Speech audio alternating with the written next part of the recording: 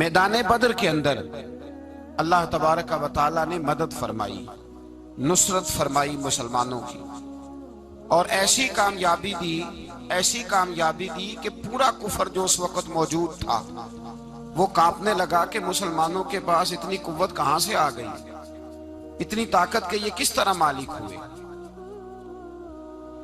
بغور سمجھیے گا بات کو، ذرا تھوڑا سا پس منظر سمجھ لیں۔ 15 سال تک اعلان نبوت کے بعد نبی پاک صلی اللہ علیہ وسلم نے کسی جنگ کی، کسی لڑائی کی اجازت نہیں دی، کسی قسم کی منع فرمایا، بلکہ فرمایا لکم دینکم ولی دین، تمہارا اپنا دین ہے، ہمارا اپنا دین ہے، منع کر دیا گیا۔ مسلمان ہجرت کر کے آ گئے مکہ سے مدینہ، لیکن یہاں بھی قریش مکہ اور کفار مکہ نے عالم اسلام کو، مسلمانوں کو، نبی پاک صلی اللہ علیہ وسلم کو سکون سے بیٹھنے نہیں دیا، پریشان کرتے رہتے تھے۔ یہ کیا کرتے کہ مسلمانوں کو مدینے آ کے تنگ کرتے، گھر تک آ جاتے۔ مکے کے قریش مدینے کے قریب آ کے مسلمانوں کو لوٹ کے لے جاتے۔ کئی دفعہ ایسا ہوا کہ انہوں نے آ کر کے یہاں سے بکریاں، اونٹ اور کئی اور چیزیں چوری کر کے لے گئے۔ مسلمان پریشان رہنے لگے۔ اللہ پاک نے طاقت دے دی، قوت دے دی مسلمانوں کو۔ حضرت عمر فاروق جیسے لوگ کلمہ پڑھ گئے، حضرت امیر حمزہ جیسے لوگ آ گئے، حضرت ابو عبیدہ بن جراح جیسے لوگ آ گئے، حضرت سیدنا سعد بن ابی وقاص جیسے دلیر اللہ نے عالم اسلام کو عطا فرمائے۔ قوت آ گئی۔ حرِّض المؤمنین علی القتال، محبوب اختیار کرے مومنوں کو لڑائی کے لیے۔ یہ بات قابل غور ہے۔ حضور نے فرمایا بھی 1000 کا لشکر اسلحے سے لیس ہو کے آ رہا ہے، تم 313 ہو، تمہارا ارادہ کیا ہے؟ نہ تمہارے پاس زرہیں ہیں، نہ تلواریں ہیں، نہ تمہارے پاس نیزہ ہے، نہ تیر ہے، کیا کرنا ہے؟ صحابہ کرام علیہم رضوان فرماتے ہیں جب نبی پاک صلی اللہ تعالی علیہ وسلم نے مشورہ لیا نا، تو سب سے پہلے جو شخصیت اٹھی وہ حضرت ابوبکر صدیق کی ذات تھی۔ جناب صدیق اکبر اٹھے، عرض کرنے لگے محبوبہ بات ہی کوئی نہیں، آپ حکم کریں، ہم تو بڑی دیر سے تیار بیٹھے۔ حضرت عمر کہنے لگے حضور میں تو تھک گیا ہوں انتظار کر کر کے۔ اور شیر خدا مولا کائنات علی المرتضیٰ رضی اللہ تعالیٰ عنہ کہنے لگے محبوبہ زنگ لگ گیا میری تلوار کو، زنگ لگ گیا، کوئی موقع ملے دیواریں ہلتی رہتی ہیں اور در کانپ جاتا ہے، علی کا نام سن کے اب بھی خیبر کانپ جاتا ہے۔ فرمایا حضور زنگ لگ گیا، مہربانی کریں، جلدی کریں، ہم تو تیار بیٹھے۔ حضور نے پھر توجہ کی، نبی پاک صلی اللہ تعالی علیہ وسلم نے پھر توجہ کی، تو یہ تو سارے وہ بول رہے ہیں جو میرے ساتھ مکے سے آئے ہوئے ہیں، مدینے والے بھی تو بولے نا۔ تو مدینے والوں میں سے حضرت مقداد اٹھے، حضرت مقداد رضی اللہ تعالیٰ عنہ، اور اٹھ کے عرض کرنے لگے یا رسول اللہ آپ کا اشارہ ہماری جانب ہے؟ حضور نے فرمایا ہاں تمہاری جانب ہے۔ تو کیا خوبصورت جواب ہے، اور کیا انداز تکلم ہے، اور کیا گفتگو بے حسن ہے، اور کیا پس منظر ہے، اور کیا دلیل ہے، اور کیا تاریخ کا مطالعہ ہے۔ حضرت مقداد کہنے لگے یا رسول اللہ ہم کوئی حضرت موسیٰ علیہ السلام کی قوم نہیں کہ آپ سے کہیں گے آپ لڑے یا آپ کا خدا لڑے۔ یا رسول اللہ ہم خشکیوں میں بھی لڑیں گے، دریاؤں میں بھی لڑیں گے، ہم خشکیوں دشت تو دشت ہیں، صحرا بھی نہ چھوڑے ہم نے، اور بحر ظلمات میں دوڑا دیے گھوڑے ہم نے۔ کہا حضور ہم وہ نہیں ہیں کہ جو آپ سے کہیں گے آپ لڑیں اور آپ کا خدا لڑے، ہم تو تیار ہیں، آپ جلدی کریں۔ پھر حضرت سعد اٹھے، سعد بن عبادہ رضی اللہ تعالیٰ عنہ اٹھے اور کیا خوبصورت عرض کیا، کہا یا رسول اللہ کس سے لڑنا ہے؟ حضور بولیے ذرا یا رسول اللہ۔ حضور نے فرمایا قریش مکہ سے۔ تو صحابی کا وجد دیکھیے گا، انداز دیکھیے گا، کہنے لگے حضور سنا ہے جن نظر نہیں آتے، دیو نظر نہیں آتے، سنا ہے دکھائی نہیں دیتے، محبوبہ آپ حکم کریں میں تو جنوں سے بھی لڑنے کے لیے تیار ہوں، میں تو ان دیکھی جگہوں پہ تلواریں چلا جاؤں گا، نبی کا حکم ہو تو کود جائیں ہم سمندر میں، جہاں کو محو کر دے نعرہ اللہ اکبر میں۔ یا رسول اللہ حکم کریں کس سے لڑنا ہے؟ میرے نبی پاک خوش ہو گئے، हुजूर खुश हुए, चेहरे पे मुस्कुराहट दौड़ी। फरमाया तुम पर कोई गलबा पा ही नहीं सकता। फरमाया चलो अब उठो चलें, ना तलवारें हैं ना घोड़े हैं, ना कोई शय है, ना पास असला है, ना कोई बाजार ताकत है। हुजूर उठे तो एक नन्ना मुजाहिद हजरत साद बिन अबी वकास के छोटे भाई उमैर बिन अबी वकास, कद छोटा। हुजूर ने फरमाया साद चले उमैर रह जाए, साद चले और उमैर ये छोटे।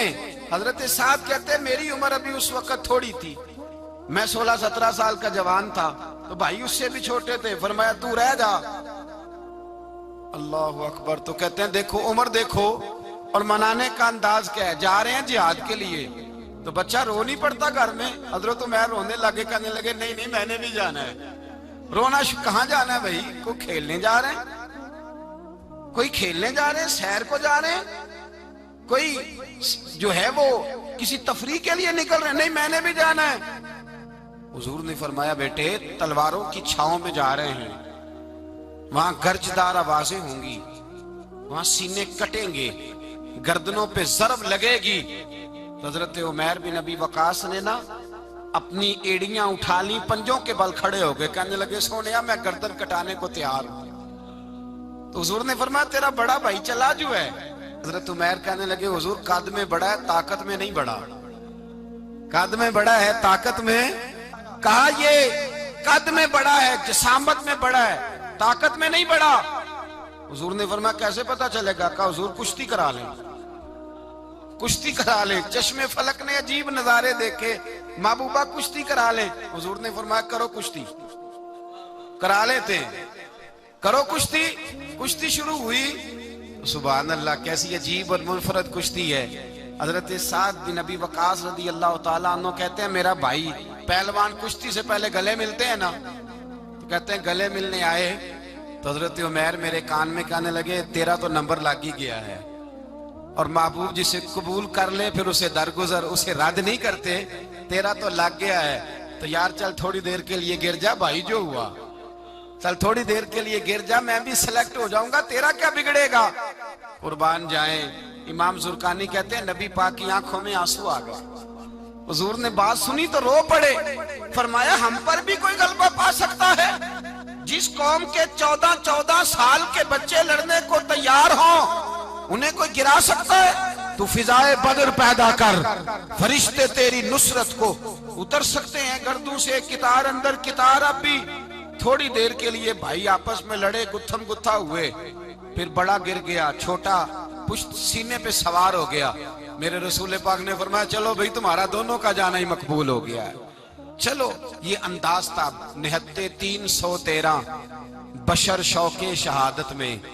निहत्ते उसको कहते हैं जिसके पास असला ना हो। निहत्ते 313 बशर शौके शहादत में निकल आए थे मैदान में मोहम्मद की कयादत में। न तेगो तीर पे तकिया, न खंजर पर न भाले पर, भरोसा है तो एक सादी सी काली कमली वाले पर। भरोसा है तो एक सादी सी काली, ज्यादा महंगी भी नहीं, सादी सी काली कमली वाले पर। भरोसा है तो एक सादी सी काली कमली वाले पर। मेरे मुस्तफा करीम अलैहिस्सलाम का लश्कर मैदान की जानिब, उधर कुफार जोशो खरोश से तय पाया रास्ते में। अबू जाल ने कहा कि रोज एक सरदार ऊंट ज़िबा करेगा, गाने गाने वाली औरतें गाने गाएंगी। बदर की फिजा देख लें, गाने वाली गाने गाएंगी, रोज एक ऊंट ज़िबा होगा, शराब के दौर चलेंगे माज़अल्लाह, और मुसलमानों के खिलाफ जोश पैदा किया जाएगा। इधर खाने के लिए शायद कोई नहीं, कोई ताकत नहीं। तो यहां क्या होगा? मेरे हबीब ने फरमाया रातों को सजदे करेंगे, दिन को उठ के अल्लाह अकबर के नारे लगाएंगे। यहाँ इबादतें हैं, रियाजतें। मेरे रसूल करीम सैयद आलम सल्लल्लाहु ताला अलैहि वसल्लम से पहले कुफार पहुंच गए। उन्होंने पहुंचकर बदर के मैदान में कब्जा किया। जहां कुएं थे सब पे कब्जा कर लिया। जो जमीन खुश्क थी, रेतली थी, वो छोड़ दी, और जो जमीन हमवार थी उस पर कब्जा कर लिया। जब नबी पाक सल्लल्लाहु अलैहि वसल्लम तशरीफ लेकर के गए تو ریتلی زمین، تپتی ہوئے صحرا، 17 رمضان کا دن صحابہ نے روزے رکھے ہوئے صحابہ نے کیا کیا ہوا ہے؟ کیا کرنے گئے؟ پکی گل لے تو یہ بولے تھوڑے ہو نا، میں کہ شاید کچھ حق ہوئے. کیا کرنے گئے تھے؟ روزہ رکھ کے. اللہ خیر ہی کرے. ہمارے ہاں تو روز نیا بہانا ہوتا ہے، کہتے میں کام تے جانا، میرا تو نہیں نہ بنتا. روز نیا بہانا ہے، کہتے نہیں میں تو مزدور آدمی ہوں. کس طرح کی بات کرتے ہو؟ اللہ نے فرض کیا ہے تو اس کا مطلب ہے کہ گزارا ہو سکتا ہے، چل سکتا ہے، تبھی تو فرض کیا ہے. حضور نے فرمایا روزے کھول دو بھائی، پر کون کھولے؟ کوئی نہیں تیار. اب اللہ کے رسول نے خود گھوڑے کے اوپر بیٹھ کر کھجور کھائی دوپہر کے وقت. جب حضور نے کھولا تو تب سب نے کھولا. 17 رمضان نبی پاک صلی اللہ علیہ وسلم کے آنے سے پہلے انہوں نے کنووں پہ بھی قبضہ کر لیا، ہموار زمین. حضور آئے تو ریتلی زمین ملی، وہیں صحابہ نے ڈیرے لگائے. اب پانی کوئی نہیں، کوئی شے نہیں، تپتا ہوا صحرا، اوپر سے سورج گرمی برسا رہا ہے. حفیظ جلندری کہتے ہیں کہ زمین دعا مانگنے لگ گئی. زمین دعا مانگنے لگی. زمین کہنے لگی خدا بندہ مہربانی فرما، تیرے رسول آئے ہیں تو اب ذرا مجھے ٹھنڈا نہیں کر دیتا. حفیظ جلندری کا نظریہ ہے، وہ کہتے ہیں زمین دعا مانگنے لگی. زمین کہنے لگی مولا تیرے حبیب کے قدم جب میری اس خاک پہ آئے، الہی حکم دے سورج کو اب نہ آگ برسائے.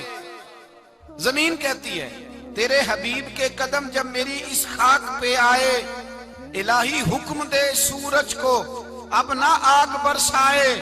میرے دامن سے گر ان کو ہوائے گرم آئے گی تو مجھ کو رحمت للعالمین سے شرم آئے گی. میرے دامن سے گر ان کو ہوائے گرم آئے گی تو مجھ کو رحمت للعالمین سے. زمین کہنے لگی مجھے شرم آئے گی کہ محبوب آئے ہیں اور میں یا اللہ مہربانی کر. حفیظ جلندری ویسے تو حضور کی دعا، صحابہ کی دعا سب کی بات ہے. وہ کہتے ہیں زمین نے دعا مانگی، جب دعا مانگی تو اللہ نے بارش عطا کر دی. حضور نے فرمایا لو بھی حوض بنا لو، پانی بھر لو. صحابہ کہتے ہیں چھوٹے چھوٹے حوض بنا لیے، پانی ہم نے ان کے اندر جمع کر لیا، جانوروں کو پلایا، خود بھی ہم نے وہ پانی رکھا وضو کے لیے، غسل کے لیے. فرماتے ہیں اب ریتلی زمین تھی تو سمجھ لیں بارش پڑنے سے پکی ہو گئی. ان کی جانب کیچڑ ہو گیا، پانی ختم ہو گیا، کافروں کی طرف ختم ہو گیا. یہاں حالات اس طرح کے ہیں کہ یہاں پانی جمع ہے، وہاں ختم ہوا. اور تاریخ کا عجیب حوالہ دیکھیں، حضور کو شہید کرنے آئے 2 کافر رات کو چپکے سے اس حوض سے پانی پی رہے تھے جو مسلمانوں کا حوض ہے. ایک صحابی کہنے لگے حضور کافر پانی پی رہے ہمارے حوض سے، ماروں؟ حضور نے فرمایا نہیں، کافر ہوئے تو کیا ہوا، مخلوق تو ہے نا اللہ کی، پینے دو پینے دو. ہمارے دروازہ رحمت سے کوئی خالی جا سکتا؟ ایسا کی تیری خیر تیرے میں کدے کی خیر، ایسی پلا کی جس کا نشہ عمر بھر رہے، اور پلا کے گرانا تو سب کو آتا ہے، مزہ تو تب ہے کہ گرتوں کو تھام لے ساکی. کہا نہیں، پینے دو انہیں. میرے رسول کریم سید عالم صلی اللہ علیہ وسلم نے میدان بدر میں پڑاؤ کیا. کافر ساری رات دندناتے رہے، شور کرتے رہے. جاسوسی کا ایک معیار ہوتا تھا. اب تو فوجوں کی وردی ہوتی ہے، پہچانے جاتے ہیں فوجی کس ملک کے ہیں، کس علاقے کے ہیں، کس جگہ سے ان کا تعلق ہے. اس زمانے میں کوئی وردی نہیں ہوتی تھی، ہر قبیلے کا آدمی ہوتا تھا تو لوگ گھس جاتے تھے، جاسوسی آسان ہوتی. آئے رات کا وقت ہے تو کچھ جاسوس بھیجے ابو جہل نے، کہا پتہ کر کے آؤ بندے کتنے، اسلحہ کتنا ہے، جوان کتنے، بوڑھے کتنے، ان کا انداز کیا ہے، سارا معلومات کر کے آؤ. کفر کی جو معلومات ہیں اس پر ذرا غور کریں. اب وہ شخص آیا، جا کے ابو جہل سے کہنے لگا 313 ہیں، 6 زرہیں اور 8 تلواریں، کوئی کھانے پینے کا سامان نہیں، اور کچھ بچے بھی ہیں، کچھ بوڑھے بھی ہیں، عمیر بن ابی وقاص بھی ہیں، ابو عبیدہ بن جراح جیسے بوڑھے بھی ہیں، کچھ لمبا چوڑا انتظام کوئی نہیں. ابو جہل بڑا کھلکھلا کے ہنسا. جاسوس واپس آئے نا تو کھلکھلا کے ہنسا، کہنے لگا اس طرح کرو کہ جنگ کرنے کی ضرورت نہیں، انہیں نا صبح سب کو گھوڑوں کی پشتوں پہ باندھ کے نا تو لے چلتے ہیں مکے، وہاں جا کے دیکھیں گے ان کا کیا کرنا ہے. ان کو باندھ لو گھوڑوں کی اونٹوں کی پشتوں پر تو وہاں جا کے دیکھیں گے. جب یہ بات کی تو جاسوس کہنے لگا ٹھہر جا, پوری بات تو سن لے, میری پوری سن تو لے, تبصرہ تو نے شروع کر دیا. اس نے کہا چل سنا پوری. اس نے کہا ہے 313 پر سارے سر پہ کفن باندھ کے آئے ہوئے ہیں 313 پر بچے سے لے کر بوڑھے تک. میں جس کو پاس بھی گیا ہوں وہ مصلی پہ بیٹھا ہے اور شہادت کی دعا مانگ رہا ہے. مصلی پہ شہادت ہے, مطلوب مقصود مومن نہ مال غنیمت نہ کشور کشائی ہے تھوڑے, پر آئے مرنے ہیں, جان دینے آئے ہیں, واپس جانے کا ارادہ کوئی نہیں کسی کا بھی, آئے سارے حضور کے نام پر قربان ہونے. ابو جہل ساری رات شراب پیتا رہا, مغویہ گانے گانے والی عورتیں ساری رات گانے گاتی رہیں, اور ادھر انداز بڑا نرالا ہے. حضرت ابو بکر صدیق رضی اللہ تعالیٰ عنہ فرماتے ہیں کہ صحابہ نے مشورہ کیا کہ نبی پاک صلی اللہ تعالیٰ علیہ وسلم کی طرف سب سے پہلے توجہ کریں گے کافر. حضور کے لیے کسی محفوظ جگہ کا بندوبست کیا جائے. ایک چھپر, ایک عریش, ایک جھونپڑی پہاڑ کے اوپر بنا دی گئی حضور کے لیے. مولا علی شیر خدا خود فرماتے ہیں, کہتے ہیں سب سے مشکل کام اس جھونپڑی کی حفاظت کرنا تھا, اس چھپر کی, عریش کی جس میں حضور تھے. جب نبی پاک نے فرمایا نا میرا پہرا کون دے گا, تو کہتے ہیں ابو بکر صدیق تلوار لے کے کھڑے ہو گئے, کہنے لگے سونیا ضرورت ہی کوئی نہیں, میں جو حاضر ہوں. تو حضرت علی فرمایا کرتے تھے بتاؤ جو فرعون کے سامنے کھڑے ہوئے وہ زیادہ دلیر تھے یا ابو جہل کے سامنے جو کھڑے ہوئے دلیر ہیں؟ تو حضرت ابو بکر صدیق فرماتے میں پہرے پہ تھا, کافر شرابیں پی رہے تھے اور نبی پاک ساری رات عبادت کرتے رہے. ساری رات حضور نے رو کے گزار دی. کہا اے اللہ, کیا لفظوں میں حسن ہے, کہ اے اللہ میرے پاس یہ 313 کل تھے, میں لے کے آ گیا, اگر آج یہ ختم ہو گئے تو بتا قیامت تک کون تیری عبادت کرے گا. اے اللہ یہ 313 ہی تھے جو میں لے آیا, مہربانی فرما. ساری رات دعا ہوتی رہی, ساری رات حضور دعا کرتے رہے. پہلے حکم آیا کہ 1000 فرشتہ بھیجا ہے, پھر اے محبوب چل 3000 بھیجے, پھر اللہ نے کہا محبوب میں نے 5000 بھیجے ہیں. حضرت علامہ ہزار بھی کہا کرتے تھے کہ نہیں, رب کریم نے فرمایا 5000 بھیجے ہیں, تو محبوب نے کہا نہیں نہیں مولا اس طرح نہیں, میرے فرشتے نہ بھیج, تیرا وعدہ تھا میں بھی آؤں گا, تیرا وعدہ تھا میں بھی آؤں گا. اور وہ اپنے انداز میں فرمایا کرتے تھے سانو کل کے وچ میدان بدر تے آپوں بہ رہے ہیں یار کنارے آتے, تیرا وعدہ تھا میں بھی آؤں گا. تو پھر حکم ہوا قرآن میں انی معکم, محبوب میں بھی تیرے ساتھ ہی ہوں, محبوب میں بھی تیرے, خدا خود میر مجلس بود. سارے بولیے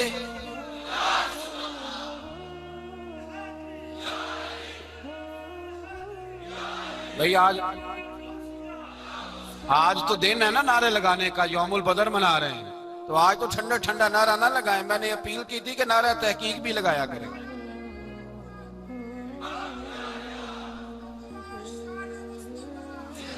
تو بھائی یہ یاد رکھیں, سمجھے اس بات.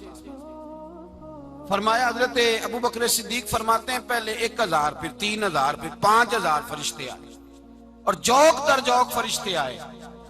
کہتے ہیں سرکار ساری رات روتے رہے, ساری رات. تیرے صرف اسلحے سے ہی اللہ کی مدد نہیں آئے گی, تو نے ایٹم بم بنا لیا اور توفیق عید کی نماز کی بھی نہیں, اس سے تھوڑی مدد آئے گی. میرے مصطفیٰ کریم سید عالم صلی اللہ علیہ وسلم نے فرمایا, امت کو درس دیا, اسلحہ بھی جمع کرنا, طاقت بھی اکٹھی کرنا, صفیں بھی بنانا, اپنے اندر اتحاد بھی پیدا کرنا. لیکن اگر تم نے کفر پر غلبہ حاصل کرنا ہے تو اس کے لیے خدائی مدد کی ضرورت ہوگی. اگر تم سے اللہ کی مدد روٹ گئی تو جتنے مرضی اسلحے جمع کرتے پھرو, جتنی مرضی طاقتیں اکٹھی کرتے پھرو, پھر جس قدر مرضی تم ایٹم بم بناتے پھرو, جب خدائی مدد ہی تمہارے ساتھ نہیں تو کیسے نظام چلے. تو حضرت ابو بکر صدیق فرماتے ساری رات, حتیٰ کہ میں بے چین ہو گیا. حضور سجدے میں تھے تو میں حضور کے اوپر لیٹ گیا. میں نے کہا محبوب بس کریں, اٹھ کے دیکھے تو صحیح میرے اللہ نے کتنی مدد نازل فرما دی ہے. صبح رسول پاک تشریف لائے, صحیح مسلم, ابو داؤد, کتابوں کے نام یاد رہیں گے. حضرت انس بن مالک حدیث کے راوی ہیں, کہتے ہیں حضور اٹھے اور ایک دن پہلے چھڑی لے کے میدان میں آئے ایک دن پہلے اٹھے، دیکھو میرے محبوب کے علم کی شان۔ میرے اعلیٰ حضرت فرماتے ہیں اور کوئی غیب تم سے نہا ہو بھلا جب خدا ہی نہ چھپا رہا، اور کوئی غیب تم سے نہا ہو بھلا جب خدا ہی نہ چھپا رہا۔ تم پر کروڑوں درود۔ اور ہمارے ایک شیخ تھے علامہ تحسین رضا صاحب رحمۃ اللہ علیہ، ان کا بڑا خوبصورت شعر ہے، وہ فرمایا کرتے تھے علم غیب رسول کے منکر اس حقیقت کو بھول جاتے ہیں، غیب مانا کہ راز ہے لیکن راز اپنوں سے کب چھپاتے ہیں۔ راز مانا، غیب مانا کہ راز ہے لیکن راز اپنوں سے کب چھپاتے ہیں۔ ایک دن پہلے حضور میدان میں آئے، صحیح مسلم کی حدیث ہے، اور محبوب پاک صلی اللہ علیہ وسلم کے دست مبارک میں چھڑی ہے۔ حضرت انس کہتے ہیں حضور میدان میں آئے اور حضور نے لکیر کھینچی، فرمایا کل یہاں ابو جہل مرے گا۔ کب مرے گا؟ یہاں مرے گا۔ فرمایا یہاں عتبہ مرے گا، یہاں عتبہ مرے گا، یہاں ولید مرے گا۔ حضرت انس فرماتے ہیں میری لکیروں پہ نظر تھی، لوگ جنگ لڑتے رہے، میں لکیریں دیکھتا رہا۔ اللہ کی عزت کی قسم جہاں حضور نے چھڑی رکھی تھی، جو مرا وہیں آ کے مرا ہے، جو مرا ہے وہیں آ کے، جو دن کو کہہ دیا دن ہے تو دن نکل آیا، جو شب کو کہہ دیا شب ہے تو رات ہو کے رہی۔ خدا نے ان کی زباں کو وہ اختیار دیا، جو نکلی منہ سے ان کے وہ بات ہو کے رہی۔ فرمایا جہاں حضور نے چھڑی رکھی تھی، جو مرا ہے وہیں آ کے مرا ہے۔ میرے رسول کریم سید عالم صلی اللہ تعالی علیہ وسلم نے اگلے دن صبح اٹھ کے صف بندی بنوائی۔ حضور نے اپنے ہاتھ کے اندر چھڑی لے لی، فرمایا چلو ابھی صفیں سیدھی کرو۔ کیا کرو؟ کرانی چاہیے نا صفیں سیدھی، ہمیں کر بھی لینی چاہیے نا۔ حضور نے فرمایا تم صفیں سیدھی کرو، اللہ تمہارے دل سیدھے کر دے گا۔ تو یہاں سیدھے کرانے والے ہوتے ہیں، کرنے والا۔ اور میرے نبی پاک صلی اللہ علیہ وسلم نے فرمایا جب تم نماز کے لیے صفیں سیدھی کرتے ہو تو رب تو تمہیں دیکھ کے مسکراتا ہے، جو اس کی شان کے لائق ہے۔ حضور صفیں سیدھی کرا رہے تھے۔ حضرت سواد انصاری ایک صحابی تھے، تو پیٹ ان کا بڑا تھا، حضور نے چھڑی رکھی، فرمایا پیچھے ہٹ تھوڑا سا، بڑا پیٹ تھا۔ چھڑی لگائی نہ تو کہنے لگے حضور کیوں ماری ہے چھڑی آپ نے مجھے؟ نبی پاک صلی اللہ علیہ وسلم نے فرمایا چل ناراض نہ ہو، بدلہ لے لے۔ کہنے لگے لائیں دے بدلہ۔ حضور نے چھڑی پکڑائی تو کہنے لگے کپڑا ہٹائیں۔ حضور نے کپڑا ہٹایا تو جسم اقدس چومنے لگے، کہنے لگے محبوبہ پتہ نہیں تھوڑی دیر کے بعد کیا بننا ہے۔ میں نے کہا جاتی جاتے بوسے ہی لے لوں حضور، بوسے ہی لے لوں جاتے جاتے مصطفیٰ کریم۔ اور یہ واقعات کئی صحابہ کے، حضرت عکاشہ بن محصن کا بھی ہے اور بھی کئی لوگوں کا۔ میرے رسول پاک علیہ السلام میدان بدر میں، بدر کی فضا عرض کر رہا ہوں، دو صحابی تھے، ایک کا نام حضرت حذیفہ بن یمان اور ایک کا نام حضرت حسین۔ یہ دو صحابی ہیں رسول پاک صلی اللہ علیہ وسلم۔ یہ کہیں سے آ رہے تھے واپس، ابو جہل کی ملاقات ہو گئی۔ جنگ میں جا رہے ہو، اپنے نبی کے لیے آئے ہو، مدد کرو گے؟ انہوں نے کہا نہیں ہم تو ویسے ہی آ رہے تھے۔ ابو جہل نے کہا اگر ویسے ہی آ رہے تھے تو ٹھیک ہے جاؤ، وعدہ کرتے ہو لڑو گے تو نہیں؟ کہا نہیں لڑیں گے۔ یہ دونوں وعدہ کر کے آ گئے حضور کے پاس، کہا یا رسول اللہ ہم نے اس سے وعدہ کر لیا ہے لیکن ہمارا ارادہ تو لڑائی کرنے کا ہے، ہمیں تو یہاں آ کے پتا چلا ضرورت پڑی ہے۔ تو نبی پاک صلی اللہ علیہ وسلم نے فرمایا تم نے وعدہ کر لیا اب تم نہیں لڑو گے۔ کہا یا رسول اللہ کافر سے وعدہ کیا ہے۔ میرے نبی پاک نے فرمایا کیا تو مومن نے ہے نا۔ کس نے کیا ہے؟ اللہ اکبر۔ کوئی وعدوں کی پاسداری نہیں کرتا۔ میدان بدر میں جہاں ایک ایک فرد کی ضرورت ہے، ایک ایک فرد کی، وہاں رسول پاک نے فرمایا مومن نے وعدہ کیا ہے لہٰذا ہم دو مجاہد کاٹتے ہیں۔ فرمایا تم بیٹھ جاؤ تم نہیں لڑو گے۔ اب دونوں لشکر آمنے سامنے ہوئے، آمنے سامنے۔ سب سے پہلے آنے والوں میں سے ادھر سے ولید آیا، عتبہ آیا، اس کا بھائی شیبہ آیا، یہ تین آئے۔ کہنے لگے حضور ہمارے مقابلے میں بھیجے۔ نبی پاک نے انصار میں سے بھیجا، کہنے لگے یہ نہیں ہمیں چاہیے، ہمارے مقابلے میں قریشی اور ہاشمی بھیجو۔ برادری کا بڑا شوق تھا نا قریشی۔ حضور نے فرمایا چلو تمہارا جلدی مرنے کا ارادہ ہے تو بھیج دیتے ہیں، ٹھیک ہے تمہارے پائے کے بھیج دیتے ہیں۔ حضور نے فرمایا چلو امیر حمزہ اٹھو۔ حضرت امیر حمزہ اسد اللہ و رسولہ اٹھ کے کھڑے ہو گئے۔ فرمایا چلو علی آپ بھی اٹھو۔ شیر خدا تو یوں اٹھے کہ جیسے پہلے سے ہی کھڑے تھے۔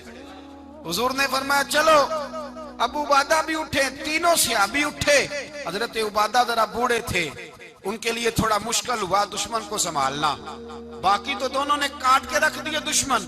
اور حضرت علی رضی اللہ تعالیٰ عنہ نے دیکھا نا جناب عبادہ ذرا زخمی ہو گئے, دشمن ان کا بھاری ہو رہا تو دوڑے گئے, مارا. حضرت عبادہ کا دشمن بھی مارا اور جناب ابو عبادہ کو کندھوں پہ اٹھا کے در رسول پہ لے گئے. کہنے لگے سونیا یا رسول اللہ, آپ کے دشمن میں مار آیا ہوں, غلام بچا کے لے آیا ہوں, یہ میں لے آیا ہوں آپ کی. یہ شان ہے حضرت علی شیر خدا کرم اللہ. اب جنگ کا نکارہ بجا, کہاں 1000. ایک مورخ کہنے لگا نہیں پورا 1000 نہیں تھا, 950 تھا. میں کہا چل تو 900 کر لے یار, اس میں کون سی حرج والی بات ہے. پھر بھی 900 اور 300 کا کیا مقابلہ. اور پھر اسلحے سے لیس 1000 کا لشکر. میرے رسول کائنات سرور عالم صلی اللہ علیہ وسلم جب جنگ چھڑی, امیہ بن خلف بڑا مارتا تھا حضرت بلال کو. جناب بلال کے قابو ہی آ گیا, حضرت بلال کے قابو آ گئے. کہنے لگا معافی مل جائے گی, معافی مل جائے گی, معافی مل جائے گی. دوڑنے لگا.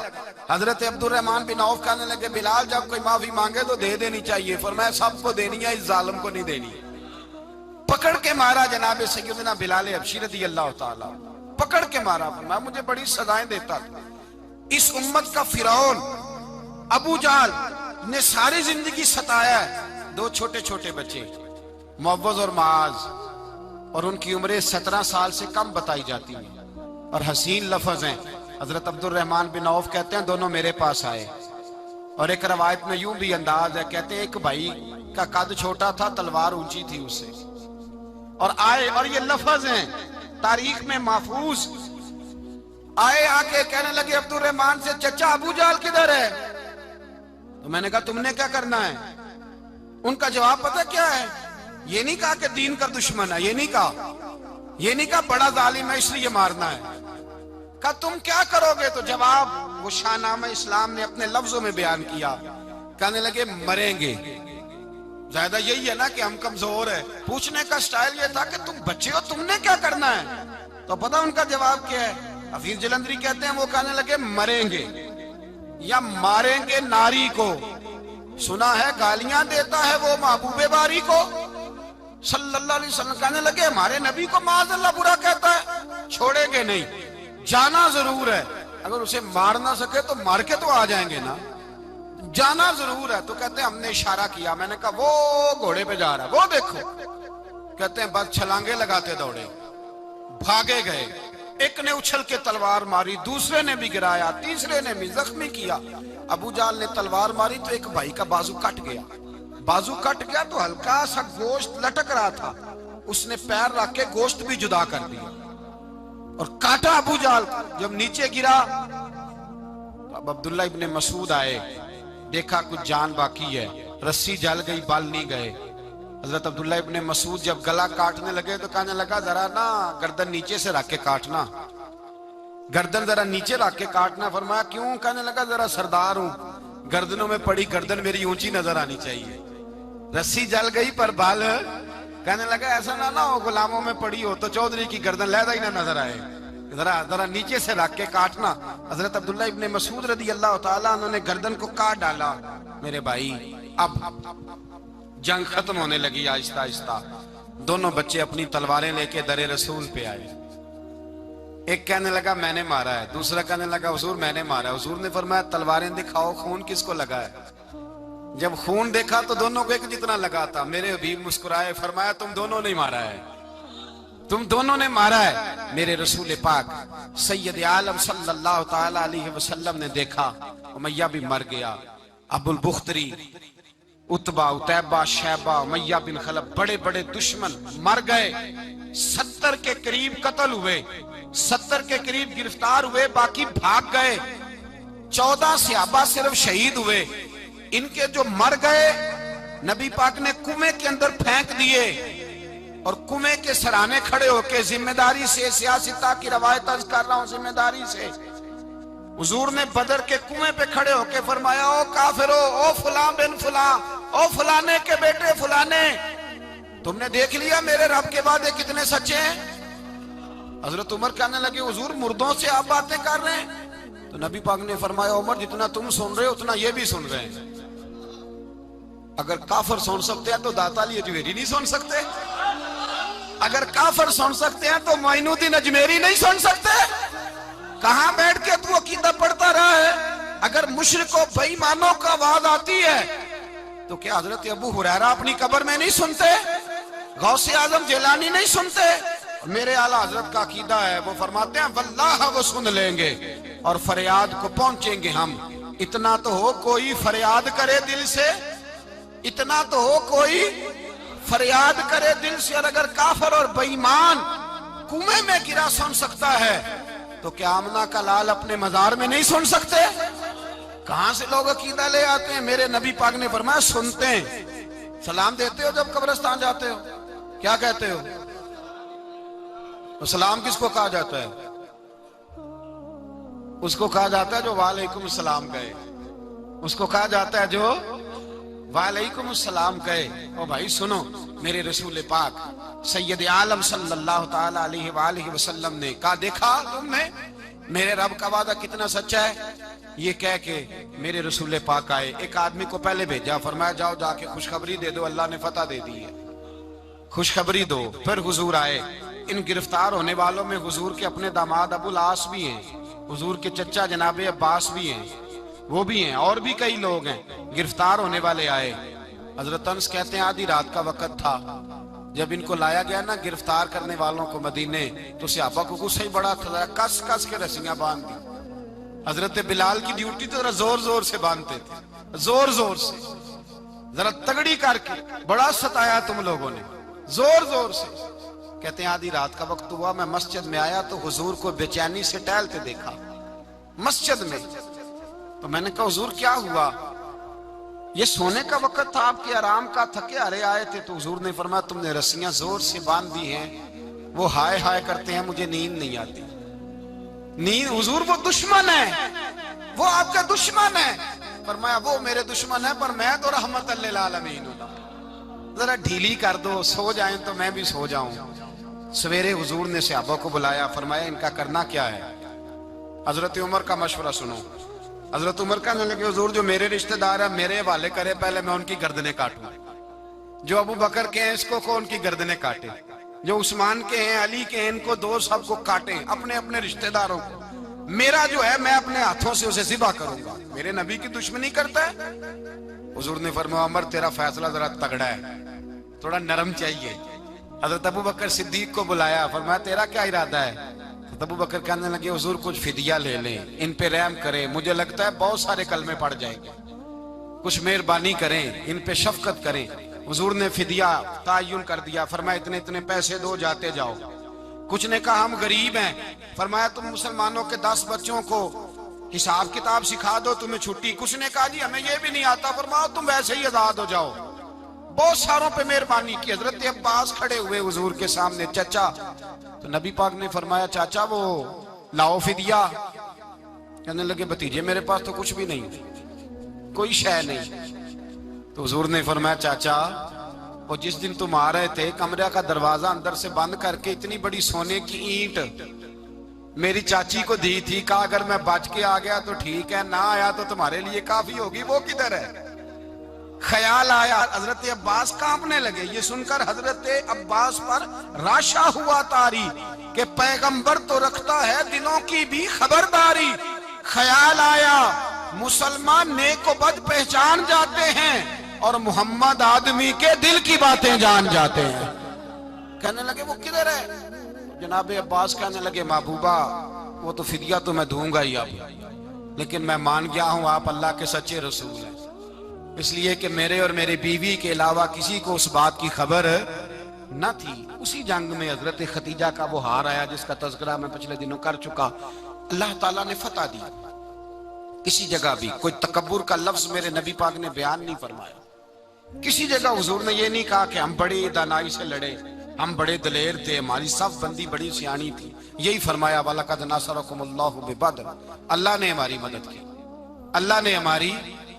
میری اور آپ کی زندگی میں جہاں نقص واقع ہوتا ہے نا، وہاں ہم کامیابیاں اپنے کھاتے میں ڈالنے لگتے ہیں تو فضائے بدر پیدا نہیں ہوتی۔ یاد رکھیں اگر رات کو گانے سنیں گے، شراب کباب کے دور چلیں گے، تو پھر بدر کی فضا پیدا نہیں ہوگی، پھر تو کفر کی فضا پیدا ہوگی۔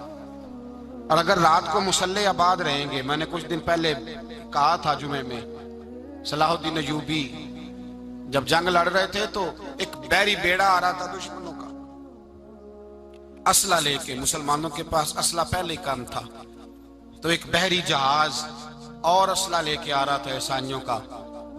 تو صلاح الدین ایوبی ساری رات مسجد اقصیٰ میں روتے رہے۔ سویرے ایک بزرگ ملے تو کہنے لگے، پہلے رات کو بھی ان سے دعا کے لیے کہا، پھر سویرے صلاح الدین کہنے لگے حضور دعا کرنا، مسلمان پہلے ہی کمزور ہیں اور عیسائیوں کا ایک بحری بیڑا اسلحہ لے کے اور آ رہا ہے۔ تو بزرگ کہنے لگے وہ تو بیڑا غرق ہو گیا ہے، وہ غرق ہو گیا۔ کہا کہاں غرق ہوا؟ کہنے لگے تو ساری رات روتا رہا تو تیرے آنسوؤں میں ہی غرق ہو گیا، تیرے آنسوؤں میں غرق ہو گیا، وہ اب نہیں آئے۔ کچھ دیر کے بعد خبر مل گئی واقعی ڈوب گیا ہے پانی میں۔ بھائی جب تو اللہ کو منا لیتا ہے، جب رب کی مدد تیرے آتا ہے، یاد رکھنا زندگی میں کہیں بھی آپ لڑ رہے ہیں، کسی محاذ پر بھی، اگر حق آپ کے ساتھ ہے تو پھر اللہ کی مدد آپ کے ساتھ، اور اگر حق آپ کے ساتھ نہیں تو پھر جتنے مرضی ہیلے بہانے کر لیں، وکیل مہنگا کر لیں، جج خرید لیں، پھر آپ دنیا کی ساری سیاست لڑا رہے ہیں، جب حق آپ کے ساتھ نہیں تو پھر رب کی مدد آپ کے ساتھ۔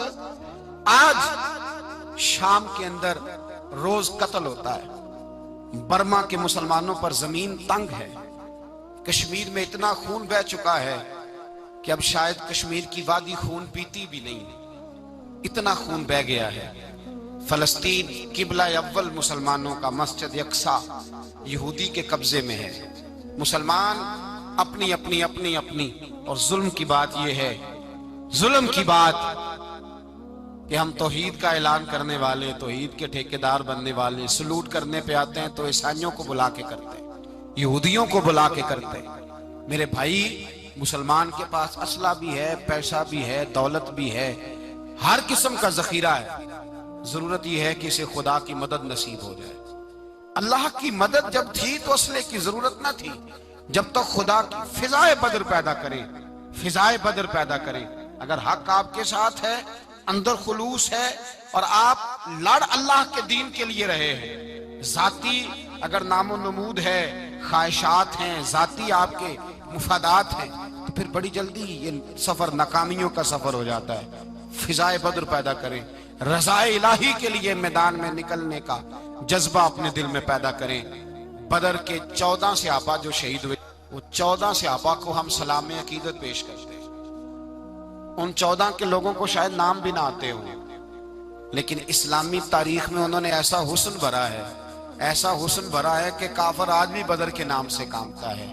نام نہ بنائیں دین کے معاملے میں، کام کریں، جو کام کرتا ہے اللہ اس کا نام بنا دیتا ہے۔ کام کریں، اور کبھی بھی دین کی نصرت کے لیے جب نکلیں اپنے آپ کو آگے نہ کریں، دین کو آگے رکھیں۔